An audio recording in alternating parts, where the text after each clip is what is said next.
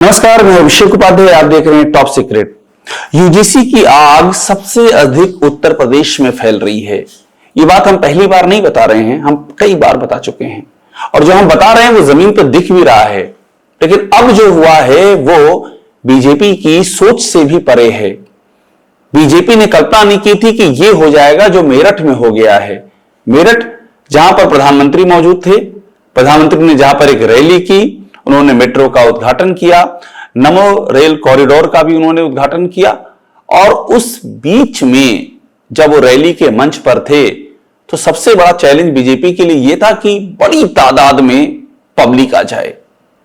और जो हुआ है, जो हमारे पास सूत्र जानकारी दे रहे हैं, बीजेपी इस समय हैरत में है, दंग है और बड़ी परेशान है, क्योंकि कुछ खास इलाकों से बसें खाली आई हैं। ये बड़ी जानकारी मैं आपको दे रहा हूं।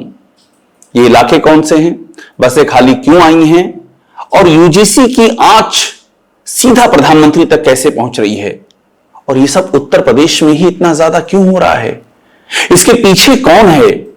यूजीसी के पैरेलल बीजेपी में कैसा सिविल वॉर छिड़ा हुआ है, कौन किसको निपटा रहा है, कौन किस पर निशाना साध रहा है, ये पूरी कहानी बताएंगे। पहले जरा ये वीडियो देख लीजिए। ये लखनऊ का वीडियो है, लखनऊ के परिवर्तन चौक का 24 घंटे पहले का वीडियो है। सुनिएगा इसको।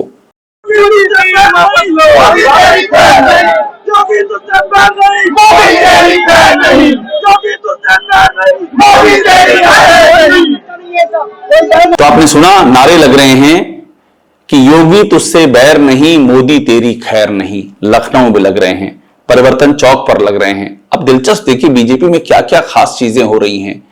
बीजेपी में योगी आदित्यनाथ के खिलाफ आप एक प्रदर्शन करके लखनऊ के भीतर देखिए, वैसे तो पूरे यूपी में अंदाज लीजिए, पर खासतौर पर लखनऊ में देखिए, पुलिस टूट पड़ती है। कांग्रेसियों से पूछिए, उन्होंने कुछ दिन पहले कोशिश की थी प्रदर्शन करने की, उनका क्या हाल हुआ। उनके प्रदेश अध्यक्ष अपने देह पर लाठियों के निशान दिखा रहे थे कि देखिए कितनी लाठियां मारी गई, अपना कुर्ता उठा के दिखा रहे थे। मैं तस्वीर दिखा दे रहा हूं, देखिए कुर्ता उठा के दिखा रहे हैं किस तरह से लाठी मारी गई, अपना हाथ दिखा रहे हैं, लाठी से मारा गया है। यह लखनऊ में होता है।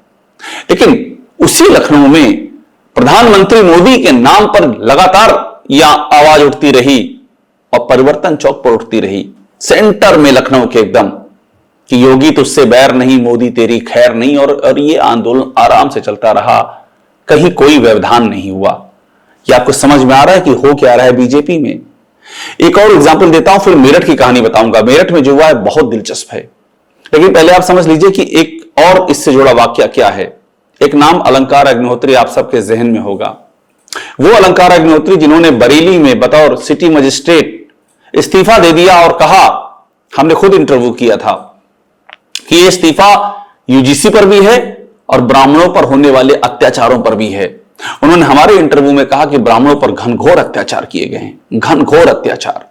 उन्होंने कहा इस सरकार में, योगी आदित्यनाथ की सरकार में, नाम लेकर के कहा कि ब्राह्मणों को टारगेट किया जा रहा है।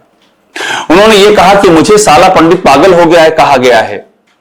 उन्होंने यहां तक कहा, मेरे इंटरव्यू में कहा, कि यूपी के 75 जिलों में मैं कहीं जा नहीं सकता हूं, ये सरकार मेरे पीछे पड़ी हुई है।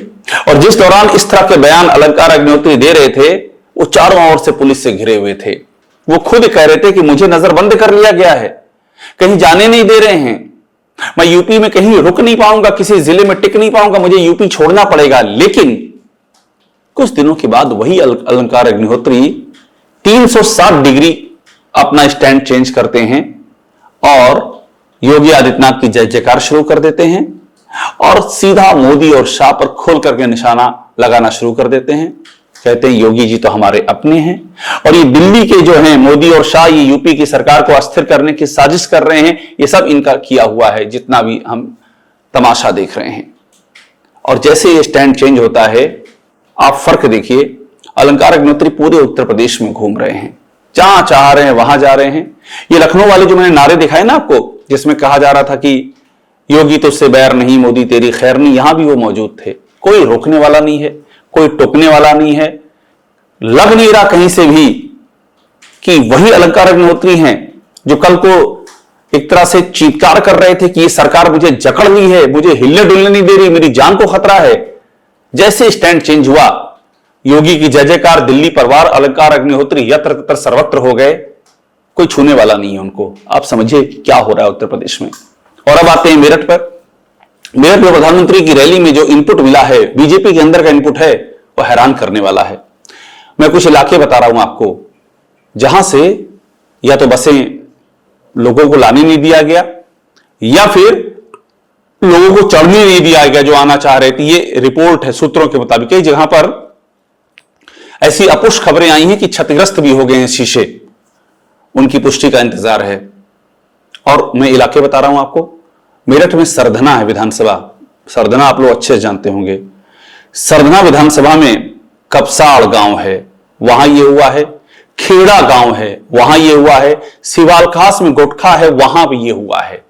और ये इलाके कौन से हैं, इस पे ध्यान दीजिए। ये सब वही इलाके हैं जहां 2024 में क्षत्रिय महापंचायतें चल रही थी, जम करके चल रही थी, और उसमें बीजेपी को हराने के नारे लगाए जा रहे थे, दम भरा जा रहा था। और 144 सेक्शन लगे होने के बाद भी इन क्षत्रिय पंचायतों को करने की इजाजत दे दी गई थी। किसने दी थी? आज तक सरकार ने स्पष्टीकरण को सामने नहीं रखा। अपनी ही सरकार में, अपनी ही पार्टी की लोकसभा चुनाव में मिट्टी पलीत करने का ये जो जमीन पे पूरा कार्यक्रम चल रहा था, कौन आंखें मूंदे हुए था और किसका वरद हस्त था, ये आज भी एक प्रश्न चिन्ह बना हुआ है। और आप सोचिए कि हुआ क्या था पश्चिमी यूपी में। पश्चिमी यूपी में हुआ यह था कि 2019 में जब सपा बसपा दोनों साथ थे, उस जमाने में बीजेपी ने कुल 29 सीटें हैं पश्चिमी यूपी की, और उस 29 सीटों में से 21 सीटें जीती थी। 29 में से 21 सब ले लीजिए, संभल, बरेली, बदायूं, मुरादाबाद, सहारनपुर, कैराना, मुजफ्फरनगर, गाजियाबाद, मेरठ, इन सबको, रामपुर, सबको आप ले लीजिए, मथुरा। तो 29 में से 21 जीतती है बीजेपी जब सपा बसपा एक साथ होते हैं। और 2024 में ये जम करके विरोध शुरू होता है पार्टी के भीतर। पार्टी के भीतर मतलब तो पार्टी के ही समर्थक थे जो ये कर रहे थे। और इन क्षत्रिय महापंचायतों में बीजेपी को हराने की कस्में खाई जाती हैं। और नतीजा क्या होता है? जाति गोलबंदी शुरू होती है। क्षत्रिय लामबंद होते हैं, फिर सैनी भी होते हैं, कहीं शाक्य, कहीं कुशवाहा, कहीं निषाद, कहीं राजभर, कहीं कुर्मी, और बीजेपी का बैंड बजना शुरू हो जाता है। 21 सीटें जीतने वाली बीजेपी पश्चिमी यूपी में 14 सीटों पर आ जाती है। 7 सीटों का सीधा नुकसान होता है पश्चिमी यूपी में। और ऐसी ऐसी सीट चली जाती है जिनके जाने के बारे में सोचा भी नहीं था। मुजफ्फरनगर बीजेपी हार जाती है, संजीव बालियान।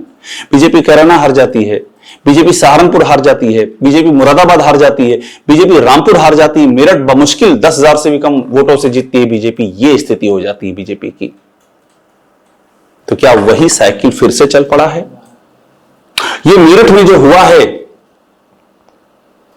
क्या इसकी खबर पार्टी को अंदेशा नहीं था कि यह हो सकता है? पार्टी की बीजेपी के जमीन पर जो चल रहा है, क्या टॉप लीडरशिप को इसकी खबर नहीं है क्या? या वो सब देखते हुए भी उसी तरह मौन है जैसे वो 2024 में मौन थे? आप याद कीजिए, 2024 का लोकसभा चुनाव होता है और उसके बाद एक रिपोर्ट तैयार की जाती है संगठन की ओर से, और उसमें कारण गिना जाते हैं हम हारे क्यों हैं।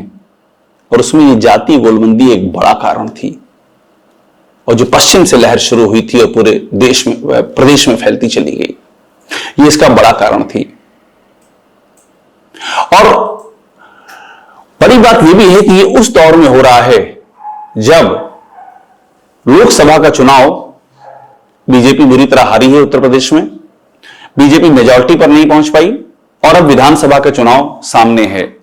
और विधानसभा का चुनाव जब सामने है तो सबसे बड़ी चुनौती बीजेपी के लिए यही है कि ये जो उसका एक सामाजिक समरसता का कॉम्बिनेशन था, जिसके ऊपर हिंदुत्व का अम्ब्रेला था, उसको फिर से कायम किया जाए। ये चुनौती है। मगर उसी उत्तर प्रदेश में ये सारा ढांचा बिखर रहा है। मैंने आपको एक स्टोरी में ये भी बताया था कि ये खुद इनपुट है, ये बड़ा इनपुट है कि इस सब के पीछे ऑर्गेनाइज सिस्टम चल रहा है यूजीसी का। और इस ऑर्गेनाइज सिस्टम में सोशल मीडिया कंपनियां भी इन्वॉल्व हैं। वो सोशल मीडिया कंपनियां किसकी हैं, किसको नहीं पता है। उन पर किस नेता का वरदहस्त रहे, किसको नहीं पता है।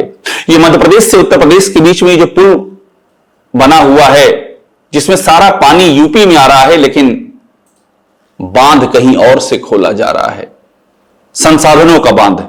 ब्रेन तो यूपी में है, किसका ब्रेन है वो? ये सारी बातें इस समय चर्चा का विषय बनी हुई हैं। बीजेपी के भीतर के जो हालात हैं वो हालात बहुत ही ज्यादा विस्फोटक हो चले हैं और ये जो यूजीसी की आग लगी हुई, आप ये तय मानिए कि बीजेपी का दामन उसमें चिंगारी पड़ चुकी है और धीरे धीरे करके ये आग आगे बढ़ रही है और आप अगर मुंह उल्टा फेर लेंगे तो उससे नजारे बदल नहीं जाते हैं। इस बात की पूरी संभावना है कि जब तक बीजेपी जागेगी, जब तक बीजेपी देखेगी, संभलेगी, तब तक ये आग प्रलयंकारी रूप ले चुकी होगी। और हर पार्टी के साथ ये होता है कि जब पतन का दौर उस पार्टी का आता है तो ऐसी घटनाएं होती हैं और ऐसी घटनाओं को आप या तो ओवर कॉन्फिडेंस में या फिर किसी भी लाचारी मजबूरी में आप निरपेक्ष होकर के देखते हैं और यही घटनाएं एक रोज आपकी उम्मीदों के लिए तावानल बन जाती हैं। ये उत्तर प्रदेश में घट रहा है। टॉप सीक्रेट देखते रहिए, लाइक कीजिए, इसे सब्सक्राइब जरूर कीजिएगा।